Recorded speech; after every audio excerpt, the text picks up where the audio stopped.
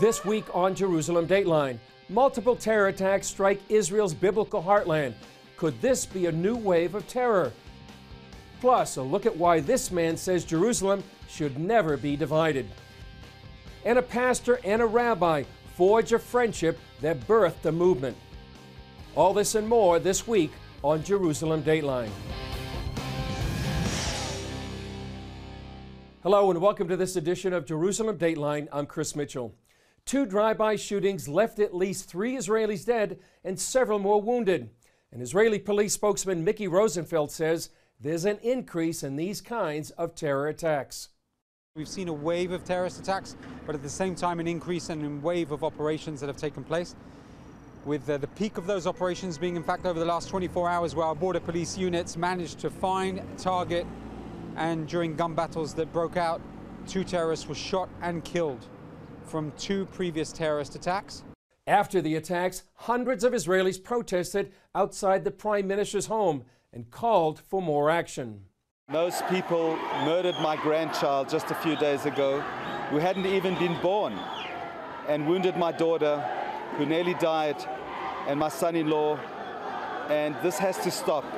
We are a democracy, we respect freedom, and this cannot be tolerated anymore.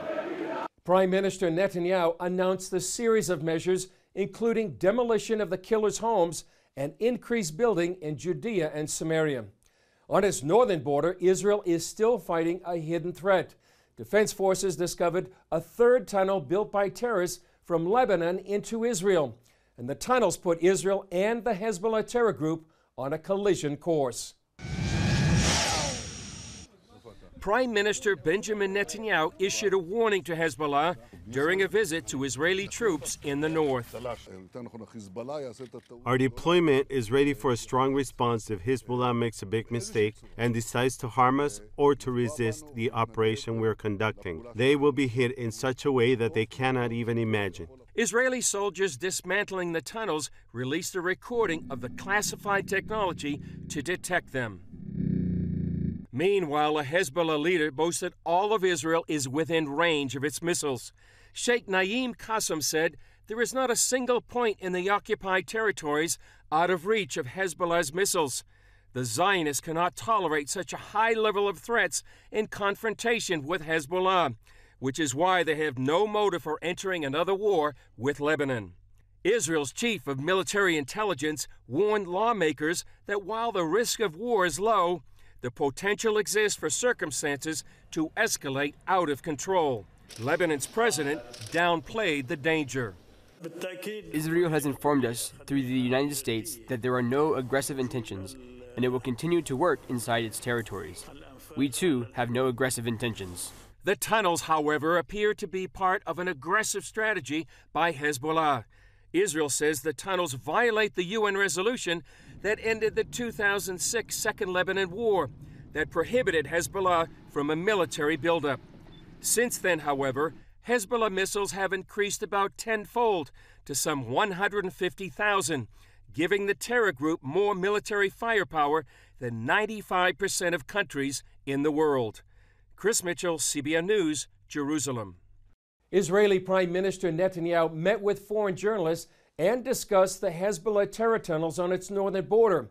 And he also wants the world to know how Israel not only fights terrorism on its own borders, but also helps the rest of the world.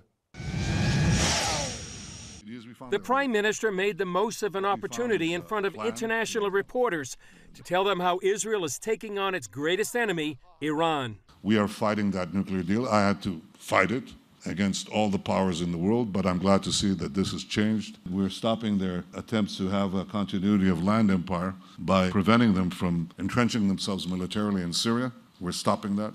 And of course, the extension of that is preventing their proxy, Hezbollah in Lebanon, from attacking us. Through terror tunnels, through precision-guided missiles. Netanyahu also showed his audience how Israel provided what he called unmatched intelligence to stop terror attacks around the world. This is a plane bound from Sydney to Abu Dhabi. Daesh planned to bring it down, exploded in air. We gave the intelligence to the Australian police, and they stopped it. There about 40 other such attacks, many in the air, most on the ground, which we've stopped in virtually all the continents. According to Netanyahu, Israel's efforts to keep the world safe has also brought the Arab world closer to the Jewish state. Obviously, this has created a new relationship between Israel and the Arab world. Some of it is coming to the open. Netanyahu highlighted his recent trip to the Gulf state of Oman and how Israeli athletes competed in competitions held in Arab countries. The Arab countries understand exactly what I'm telling you now, that Israel is not their enemy, but is their indispensable partner for countering this radicalism, this terrorism that threatens them as much as us. That is the fruits of Iranian aggression are bitter, but also sweet. He pointed to other reasons why these countries are becoming more friendly. Chief among them, technology. They want also our civilian technology in anything, in health, in water management, in IT, in agriculture. Our technology encompasses just about everything, and they want to have the benefit to develop their own countries with this technology. And then the Prime Minister offered reporters a message to take to their audience. The news story is this: Israel is a world force in countering radical Islam. The Arabs get it, the Muslims get it, and they're coming closer to us. Israel is a world force in global technology. Everybody gets that. Everybody. Chris Mitchell, CBN News, Jerusalem. In another story ahead of Christmas, Israel announced that more than 1,500 landmines have been cleared near the site revered as the place of the baptism of Jesus. CBN News Middle East correspondent Julie Stahl has that story. This is Qasr al-Yahud on the Jordan River, and behind me is Jordan. Many believe this is the place where John the Baptist baptized Jesus. It's also thought to be the area the children of Israel crossed over to the Promised Land and the site where Elijah ascended to heaven.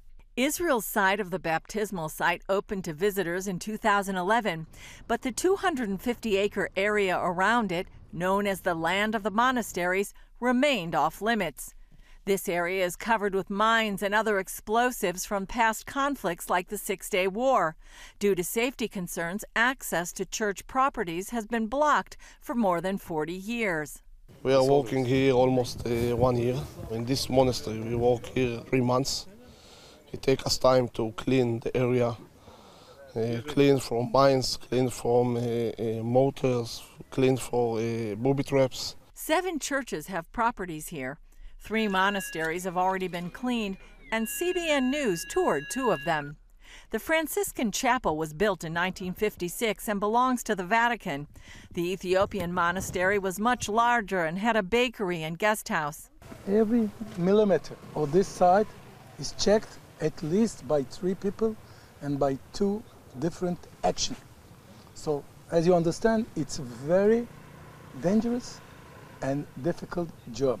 Marcel Aviv leads the Israeli agency responsible for this type of operation. It's working with Hallow Trust, the world's oldest and largest humanitarian mine clearance charity, to clean the area. When we will finish all the job here, those lands will be given to their owners, and the owners are the churches. During the Six-Day War, this church-owned land came under Israeli control.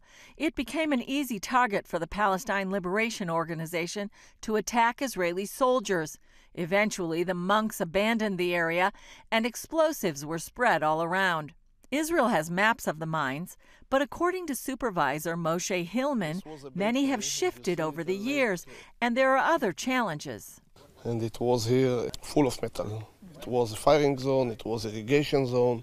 Monks have a small farm in this monastery, so it takes us time to clean. After the grounds are cleared, the buildings must be checked for booby traps. The first process is to search and to learn about the building and to learn from windows and from visible open doors what there is inside. The second stage is to pull everything and to shake everything, that there is no wire and there is no booby traps that connected to bed, to door, to window, to everything.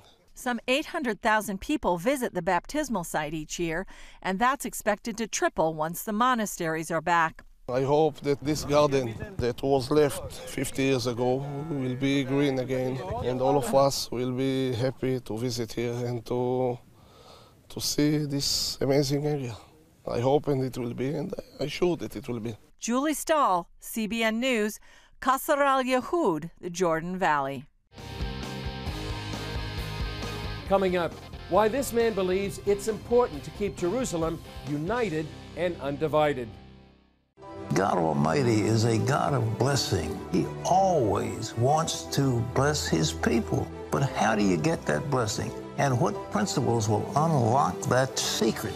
In Miraculous Blessings, Pat Robertson shows you how to open the floodgates of God's awesome blessings in your life. In order to have a blessing, you've got to be blessable. Discover what the Bible has to say about God's covenant of blessing, the laws of blessing, and what are the hindrances to the blessings of God. The words of Jesus, they are as valid as the law of gravity, and if we follow those laws, we will be blessed. You'll see amazing true stories of everyday people whose lives were rescued and transformed by God's miraculous blessings. But even the doctors acknowledge that this had to be a miracle. Call 1-800-700-7000 or visit CBN.com to become a CBN partner and get miraculous blessings today. Hello, I'm Terry Newsom. Did you know there are more than 148 million orphans in the world today? 148 million. But it was 3 little girls that taught me about the plight of orphans. My husband and I spent nearly a month immersed in the daily activities of a Ukrainian orphanage as we waited to adopt 3 sisters. I saw firsthand the utter loneliness, the pain of rejection, and the overwhelming desire to be loved. That experience changed me forever. And out of it grew a ministry from my heart called Orphans Promise.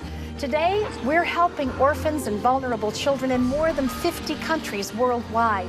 Thousands of children are now in safe homes. They're being educated, and they're learning life skills. I'm asking you to join with me and become family to these children.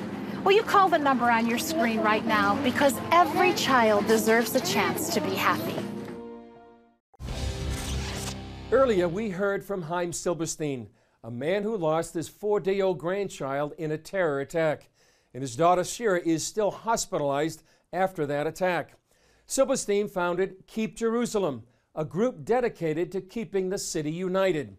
Here's a story CBN's Scott Ross did with Silberstein before President Trump recognized Jerusalem. And Silberstein explains why he believes it's important to keep the city together. Take a look. Jerusalem's old city, the Temple Mount, and the Mount of Olives all share common bonds. In addition to biblical significance, they're all in the part of the city Palestinians want as their future capital. Scripture says Jerusalem is a city set on a hill. And we are standing on the hill, the Mount of Olives, and we are overlooking the Temple Mount. Beautiful vision here of the old city, and behind it the new city. Chaim Silberstein, founder and president of Keep Jerusalem, believes the city must remain united. We spent a day looking at Jerusalem from different angles to understand its complexity. This is a city that's ensconced in geopolitics, in divisiveness, both within the Jewish people and certainly the Arab nations against the Jewish people. Jerusalem has been conquered more than any other city in history, yet it's been the only capital the Jewish people have ever known. Still, the world refuses to recognize it as Israel's capital, even though it's mentioned more than 640 times in the Old Testament and not once by name in the Quran. Jerusalem is the capital of Israel. We know that over 3,000 years ago, King David came here, he conquered Jerusalem, and he set up his capital here. And for 1,000 years, Israel had sovereignty, the Jews had sovereignty in the land of Israel. A pocket of Jews remained in Palestine, in Israel, throughout the centuries, but we only saw a real return of the Jewish people in the last 150 years or so. And today, when we look at Jerusalem, we see Jerusalem built up. At what point was it that the Arabs, the Palestinians, made a determination that this was their capital? It was only when the Israelis liberated Jerusalem in '67 that they changed that, because they needed to get us out. So they then created this idea that they want a Palestinian state with Jerusalem as its capital. On the world stage, Jerusalem is typically divided between East and West. The newer Western city is primarily Jewish. The older Eastern section stretches from north to south. The majority of the city's Arabs live there, but so do an almost equal number of Jewish Israelis. With the city as it is now and the talk of dividing Jerusalem, is that realistic? A divided Jerusalem? I think that it would be a disaster of historic proportions and a huge mistake, because dividing up Jerusalem will create the exact opposite effect of peace. From 1949 to 1967, Jerusalem was divided, with Jordan controlling the eastern sector. During the 1967 Six-Day War, Israel took back control. Silverstein took me to the battlefield that turned the tide. This is the actual spot where hand-to-hand combat took place here, is that correct? Correct. This is probably the toughest battle in Jerusalem during the Six-Day War. Between the west and Mount Scopus was Ammunition Hill, so it was critical to take this hill. The Bible calls Jerusalem the city of the great king, and it's seen many kings. In 1964, Jordan's King Hussein started building a hilltop palace on the northern edge of Jerusalem. The Six-Day War interrupted his plans. This site where we are now is not really the palace of King Hussein, but rather the palace of King Saul. From on high, it's easy to see why kings old and new would want to occupy this hill. We're looking eastwards, and we're actually looking into the Judean desert. Behind the Judean desert are the mountains of Moab, which is where Jordan is today. Oh. So we can see all the way to the Dead Sea and the Jordan Valley. What we see below us is the Jewish neighborhood of Pisgat Ze'ev, and to the north of that, Neve Yaakov. These two neighborhoods are basically nestled within Arab neighborhoods that are surrounding them. If we would cut off Jerusalem and say everything to the left of this line would be Palestine, 90,000 Jews living in these two neighborhoods would find themselves in Palestine. How can you divide them when they're so integrated? That is a rhetorical question. It is? Yes. Looking to the north, we could see biblical Judea and Samaria, otherwise known as the West Bank. In the distance, just 5 miles from Jerusalem, is Ramallah, the current seat of government for the Palestinian Authority. An important thing to understand when you want to understand the strategic issues facing Jerusalem is what is the goal of the Arabs. They understand that Jerusalem is the heart of the Jewish people, and if they can liberate Jerusalem from their point of view, then they will have succeeded in liberating Israel ultimately. Silverstein believes the Arabs have 3 main ways they're working to liberate Jerusalem: by force, propaganda and diplomacy, and demography. What they're doing is building and building and building inside Jerusalem, largely illegal structures. In fact, have successfully created a territorial continuum that runs from Ramallah in the north, all the way through Jerusalem, through the Old City, to Bethlehem in the south. And by doing that, they would have infiltrated a demographic Trojan horse inside Jerusalem. Do you have hope for this city to eventually be whole? Do you see a good future ahead or no? Zechariah chapter 14 talks about what's happening here on the Mount of Olives. There'll be an earthquake here, there'll be a war, there'll be all kinds of unnatural things that are happening here. That's yet to happen. That's yet to happen in the future. But Zechariah ends the prophecy by saying, and Jerusalem will dwell secure. The question is how we will get there. The thing that is guaranteed to bring peace to Jerusalem is keeping Jerusalem united under Israeli sovereignty. And that certainly is the prelude to hopefully the incredible event that we hope and pray will happen later, which will be ultimate peace both to Jerusalem and the world. Scott Ross, Jerusalem. Up next, a friendship between a rabbi and a pastor that birthed a movement. Parents, the Superbook Bible app is a great way to get your child reading the Bible, because in today's busy world, we can use some help. The free Superbook Bible app has fun stuff your kids will love. They'll have a blast learning the Bible, playing great games, watching cool videos, discovering heroes in the Bible. They'll have fun while they learn God's Word. The Superbook Kids Bible app, available now. Life. It's meant to be lived fully. Jesus said it. I came to give you life. Life to the fullest. Life in your family. Life in your finances. Life in your body, mind, and spirit. Life in your everyday.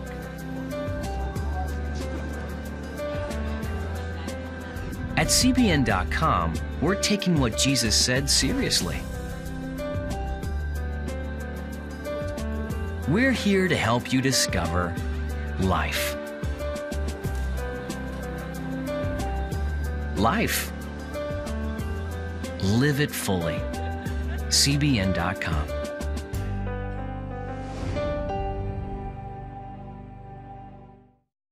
We had 4 jobs that didn't go right, but we didn't waver in our faith. That's when God put on my heart that we needed to do the well. Within a couple of days, we got an insurance refund check that we had no idea was coming. And here we are, this year, it's just boom. You go out and help other people and you get rewarded for it. Get Pat Robertson's latest teaching, Miraculous Blessings. Israel enjoys a lot of support in the United States.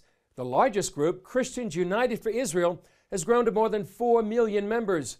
But it all began with a simple friendship nearly 40 years ago.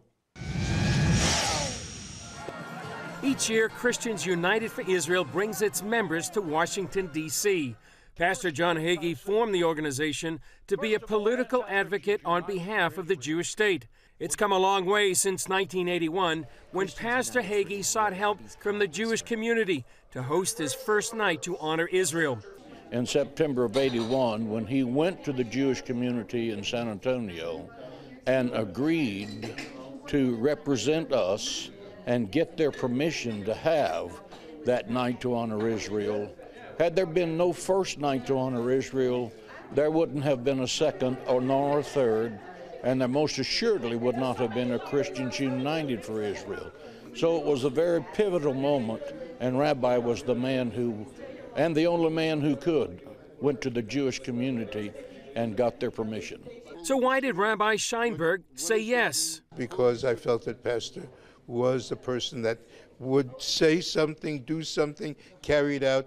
He was a person of, I felt when I first met him, I was impressed with his commitment, with his zeal, with his strength, with his courage, with his knowledge. Recently, an event at Israel's Foreign Ministry honored Rabbi Scheinberg. Host David Nekrutman credits the rabbi for breaking down a wall between Christians and Jews. From the Jewish side, to have an Orthodox rabbi say yes to an evangelical pastor in 1981 was unheard of. Mainstream Jewish-Christian relations was usually with Catholics and mainline Protestants, Reform and Conservative Jews, with a handful of Orthodox rabbis in academia. While on the grassroots level, never had anything like that, and Rabbi Scheinberg changed the history of the Jewish-Christian landscape as we see it today. Nekrutman says the friendship of an Orthodox rabbi and an evangelical pastor has left a rich legacy. In 1981, he said yes to a relationship that has lasted over 38 years, which has accomplished 37 nights to honor Israel at Cornerstone Church alone, but also influenced millions of Christians to do nights to honor Israel. He raised over $100 million for Israeli causes and Jewish causes, and it was all because a rabbi said yes. Chris Mitchell, CBN News, Jerusalem. Still ahead, a look at how one of the most cherished Christmas carols, O Holy Night, came to pass. When you give, smiles grow bigger. When you care, homes are happier. When you comfort, the hurt goes away. When we all come together to love,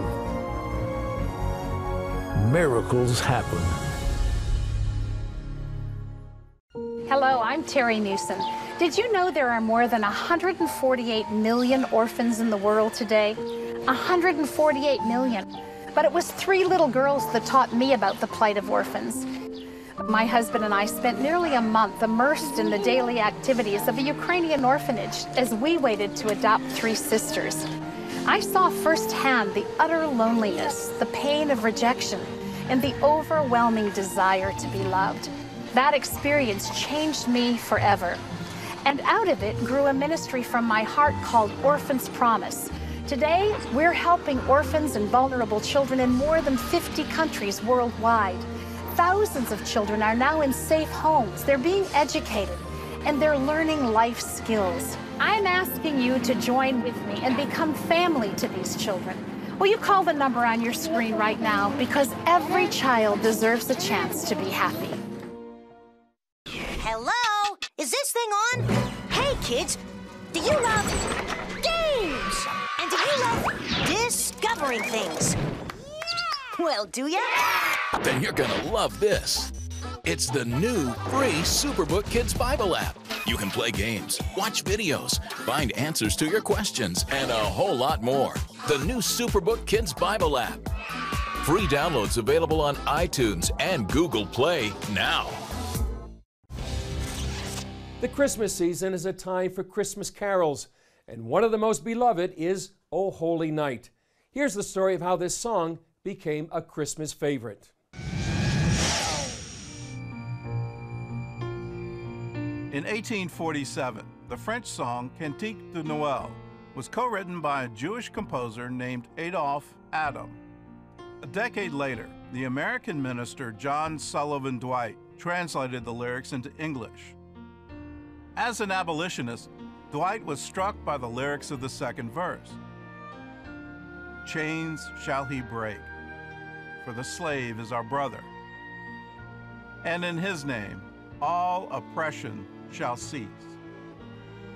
Almost 60 years later, on Christmas Eve in 1906, the Canadian inventor Reginald Fessenden created the world's first radio broadcast, mostly heard by radio operators and cargo ships in the Atlantic. Fessenden read the story of the Nativity from the Gospel of Luke and played O Holy Night on his violin, making it the first Christmas song ever broadcast on the radio. If you'd like to hear more stories about Christmas, like why Christmas is on December 25th and how an ancient bishop became Santa Claus, you can get CBN's new DVD, Christmas, the story behind the traditions, by going to cbn.com. It'll be a great addition to your Christmas season. Well, that's all for this edition of Jerusalem Dateline. Thanks for joining us. Remember, you can follow us on Facebook, Twitter, Instagram, and YouTube. I'm Chris Mitchell. Merry Christmas, and we'll see you next time on Jerusalem Dateline.